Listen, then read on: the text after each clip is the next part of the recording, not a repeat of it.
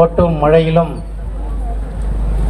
விடாது தமிழகம் மட்டுமல்ல, இந்தியா மட்டுமல்ல, உலகத்தின் பல நாடுகள் ஒரு தலைவருக்காக கூட்டம் நடத்தி ஆர்ப்பாட்டம் செய்து கண்ணீரஞ்சலி செய்து உலக அளவிலே ஒரு தலைவரை சமீபத்தில் தமிழ்நாட்டு தலைவரை கொண்டாடியது என்று சொன்னால் அது அண்ணன் ஆம்ஸ்ட்ராங் அவர்களுக்குத்தான் என்பது வரலாற்று பதிவு.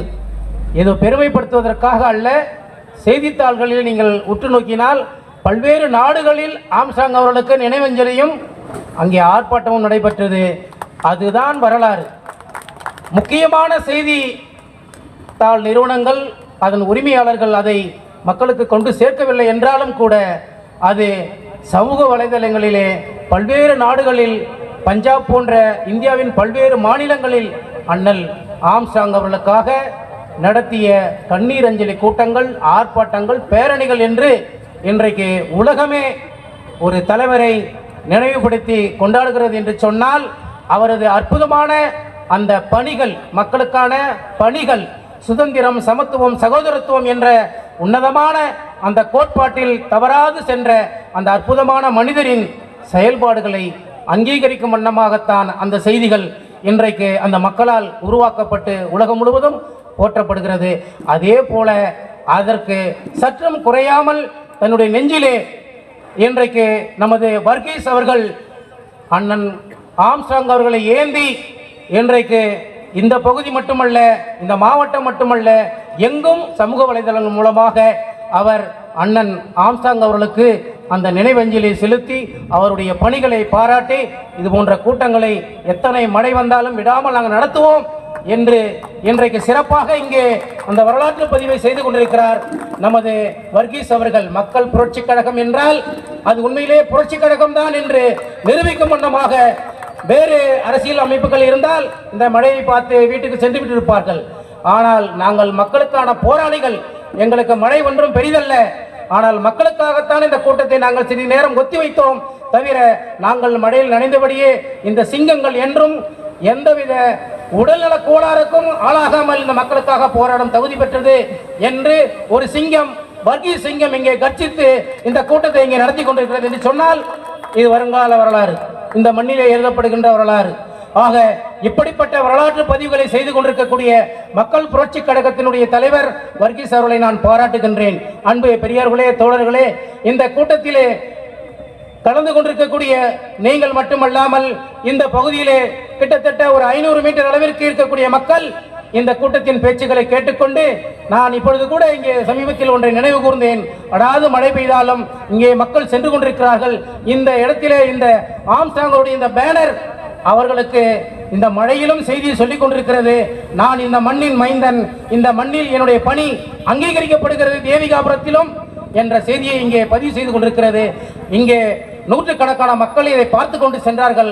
அதை பார்த்து நான் வர்கீஸ் அவர்களுக்கு சொன்னேன், உங்கள் பணி மழையிலும் அற்புதமாக மக்களிடம் கொண்டு சேர்க்கப்படுகிறது என்று நான் கூறினேன். ஆக அப்படிப்பட்ட அற்புதமான பணியை எவ்வளவு நிதி நெருக்கடிகள் இருந்தாலும் அந்த சிங்கம் தனக்கு கொடுக்கக்கூடிய ஒரு சிறு உணவை கூட அதை மற்றவர்களுக்கும் கொடுத்து இந்த உலகத்தில் எல்லாரையும் வாழ வைக்க வேண்டும் என்ற எண்ணத்திலே செயல்படுவது போல இந்த சிங்கம் இன்றைக்கு பல்வேறு நிதி நெருக்கடி, பல்வேறு சூழல்களுக்கு மத்தியிலே விடாமல் இந்த சேவையை தலித் மக்களுக்காக, பட்டியலின மக்களுக்காக, ஒடுக்கப்பட்ட மக்களுக்காக மட்டுமல்லாமல் ஒட்டுமொத்த தமிழக மக்களுடைய விடுதலைக்கும் ஒரு புரட்சிகரமான சிந்தனையோடு எந்த ஒரு சமரசமும் இல்லாமல், எந்த ஒரு கையூட்டும் இல்லாமல், எந்த ஒரு நன்கொடைக்காக தன்னை இழந்து விடாமல் தனிநபராக நின்று பாராளுமன்ற தேர்தலாக இருந்தாலும் சட்டமன்ற தேர்தலாக இருந்தாலும் போட்டியிட்டு மக்களுக்காக போராடி கொண்டிருக்கக்கூடிய ஒரு அற்புதமான ஒரு இயக்கமாக மக்கள் புரட்சி கழகம் இருக்கிறது என்று சொன்னால் நாம் அனைவரும் மீண்டும் ஒரு முறை கரங்களை தட்டி அவர்களை நாம் அங்கீகரித்து பாராட்டி அவர்களை வளர்க வளர்க வாழ்க என்று